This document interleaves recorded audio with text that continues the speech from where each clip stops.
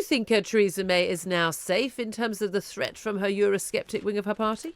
I think probably. It struck me that the Brexiteers, or the hardliners who are challenging her personally, are just making a very big mistake. They don't have enormous support in their own party. She would probably win. It would strengthen her authority. It strikes me in very bad politics, and really don't know what they're on about. And the DUP, of course, choosing to vote with the opposition, vote down a government finance bill as part of the budget. That's a clear, blatant breach of the wording of their confidence and supply agreement, backing up this Conservative minority government.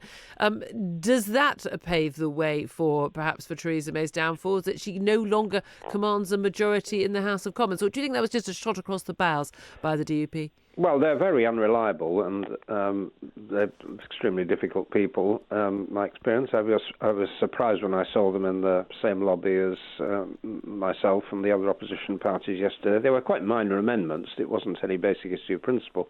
But I think one of the things which probably should happen, Jeremy Corbyn has been breathing fury and saying, we must have an election, we must have an election. Well, why doesn't he throw down the gauntlet and say, no motion of no confidence, and then see where he stands? That would capture the mood, I think, and if the government is in a weak position, then it's an opportunity to show whether they can keep on governing. Would that not quite simply shore up the Tory benches? Well, it might, but all the focus is on Theresa May at the moment, but Corbyn's getting off with very little scrutiny. Well, I'll tell you what's getting off with quite a lot of scrutiny, though. Of course, this is Brexit withdrawal agreement. Now, the Eurosceptics say they won't vote for it. Labour Party leadership is saying they won't vote for it. The DUP say they won't vote for it. Liberal Democrats won't vote for it, but I imagine for rather different reasons. Well, yeah, they are different reasons. And I think if she were to say, put forward her proposals, but say subject to confirmation in a referendum, in a people's vote, you might be surprised with the number of people who would support it. Is that a suggestion you think is being taken seriously in number 10? I don't know whether it is. Maybe they should think about it, because instead of pandering to this very difficult group she has herself, she should perhaps be looking more widely. I'm not going to support it, but if they had the additional rider of opening this up to a popular vote, then I think it might get through Parliament. But you personally, your party, you wouldn't support it under any circumstances. Well, if it was attached to a people's vote, I think we would certainly think about it. In terms of where that's going, there's been a lot of debate about whether or not this withdrawal agreement is a finalised deal. Merkel said it was. The Prime Minister said it was. Then Downing Street said, no, it's not. It's still up for negotiation, which is obviously why we've still got 5 Eurosceptic cabinet ministers still willing to try and, I suppose, twist the Prime Minister's arm. I don't think they're going to succeed. But now, of course, the Spanish have said, in that case, we'd like to renegotiate the issue of Gibraltar. And the French have said, we'd like to renegotiate the issue of our fishing rights. This is just turning into a complete can of worms, isn't it? Well, it has been a can of worms all along. There's absolutely no prospect whatever of renegotiating. These 5 people in the cabinet who say they're going to do it a different way, they're just engaging in fantasy.